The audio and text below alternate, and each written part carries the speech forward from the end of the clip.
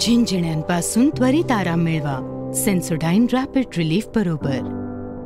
सध्याचे काळजीवाहू मुख्यमंत्री एकनाथ शिंदे असले तरी मात्र दुसरीकडे मुख्यमंत्री कोण आणि मंत्रीपद कोणाला मिळावं यासाठी आता पाहायला गेलं तर महाराष्ट्रामध्ये जागोजागी महाआरती करायला सुरुवात झालेली. आपण सध्या ठाण्यातील घंटाळी देवी या ठिकाणी आहोत आणि याच ठिकाणी सर्व कार्यकर्ते ते सर्व जमलेले आहेत.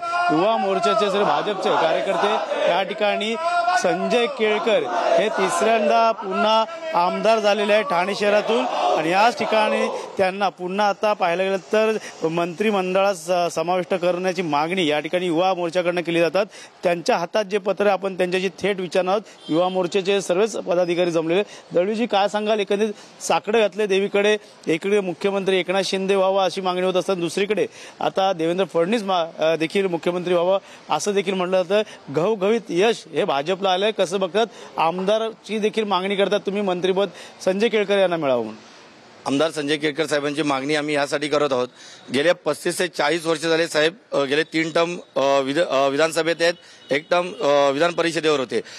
ते सोडून आमदार संजय केळकर साहेबांनी सर्व विधानसभेतले विषय हे विधिमंडळात मांडले गेलेले आहेत. पण आज युवा मोर्चाचा अध्यक्ष आणि ठाण्यातील सर्व युवकांकडून आम्हाला असं वाटतंय की आमदार संजय केळकर साहेबांनी गेल्या 15 वर्षात शैक्षणिक दृष्ट्या विद्यार्थ्यांना, गरजू विद्यार्थ्यांना मदत तो ठाण्यातील नसेल तर मुरबाड, डहाणू, पालघर, वसई, मुरबाड अशा विविध भागांमध्ये या ठाणे जो पूर्ण मोठा जिल्हा होता त्या ठाण्याच्या पूर्ण भागामध्ये आमदार संजय केळकर साहेबांनी सुविधा पुरवलेल्या आहेत. आणि हे सर्व बघून आज आम्हाला स्वतः युवा मोर्चाच्या सर्व पदाधिकाऱ्यांना, ठाण्यातील सर्व युवकांना असं वाटतंय की विधिमंडळात यावेळी आमदार संजय केळकर साहेब यांना मंत्रिमंडळात घ्यावं. नक्कीच मंत्रिमंडळात घ्यावं. मात्र कुठलं मंत्रिमंडळात कुठलं स्थान द्यावं, कुठलं मंत्रिपद द्यावं यासाठी काय आम्ही साहेबांना या ठाण्याचं सांस्कृतिक वारसा जपताना बघितलाय. आम्ही साहेबांना ठाण्यातील शैक्षणिक दृष्ट्या जे काही विद्यार्थ्यांच्या सुखसुविधा पुरवताना बघितल्या त्या समतोल फाउंडेशनच्या मार्फत का असेना किंवा वेगवेगळ्या पद्धतीनं आणि विधिमंडळात सातत्याने विद्यार्थी आणि सांस्कृतिक असे विविध विषय साहेबांनी विधिमंडळात मांडलेले आहेत. तर आमची मागणी हीच असेल की जास्तीत जास्त जर शैक्षणिक खातं भेटलं तर आम्हाला सर्वांना आनंद होईल. कारण केळकर साहेब त्याचा पूर्णपूर फायदा हा ठाणे शहराला, ठाणे जिल्ह्याला करून देतील याची आम्हाला खात्री आहे. दुसरीकडे लक्ष लागले ते मुख्यमंत्री पदासाठी खास करून ही रस्सीखेच सुरू झालेली आहे. अडीच वर्ष व्हावा असं देखील म्हणणं आहे. तर कुठे 2 वर्षांनी 1 वर्ष अजितदादांना देखील समाविष्ट करावे असं देखील आता बघितलं. तर काय वाटतं एकंदरीत जे मिळालेली संख्या आमदारांची त्यानुसार कसं बघतात? मिळालेली संख्या पाहून तर देखील बोलणं बरोबर राहील, उचित राहील. पण त्यापूर्वी भारतीय जनता पार्टीचा असलेला एक साधारण कार्यकर्ता मी असो या ठाण्यातील या महाराष्ट्रातील सर्वसाधारण कार्यकर्त्याची आज मागणी आहे. ती पत्राद्वारे जाते.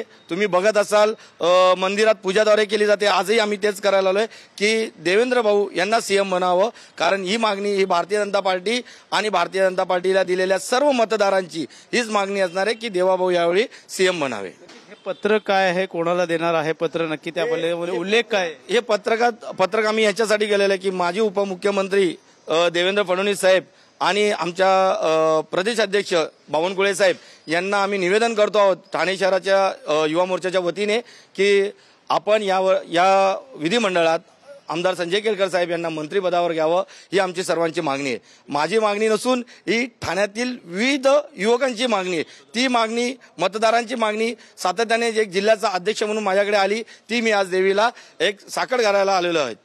नक्कीच त्यांनी देवीकडे साकड घातलेलं आहे. पत्राद्वारे विनंती केलेली आहे. पाहिलं तर मुख्यमंत्री कोण महाराष्ट्राचा त्यावरून आता पाहायला गेलं तर मोठी चर्चा सुरू आहे. या ठिकाणी पाहायला गेलं तर मुख्यमंत्री एकनाथ शिंदे व्हावा असं शिवसेनेकडनं मागणी होत असून दुसरीकडे पाहिलं भाजपकडनं देखील देवेंद्र फडणवीस हे मुख्यमंत्री व्हावा अशी देखील मागणी आहे. तर दुसरीकडे ठाणे शहराचे आमदार संजय केळकर हे मंत्रिमंडळात त्यांना समाविष्ट करून द्यावं, त्यांना चांगलं मंत्रिपद द्यावं अशी देखील भाजप युवा मोर्चाकडनं मागणी केली जाते. त्यामुळे आज ठाण्यातील घंटाळी मंदिरामध्ये या ठिकाणी देवीकडे साकडं घालण्यात आलं. येणाऱ्या काळात कशा प्रकारे कोणाला मंत्रिपद कसं मिळतं हे देखील पाहणं गरजेचं राहणार आहे. कॅमेरा अथर्वसह गणेश सुरात, TV9 मराठी, ठाणे. झिंझिण्यांपासून त्वरित आराम मिळवा. सेन्सोडाइन रॅपिड रिलीफ बरोबर.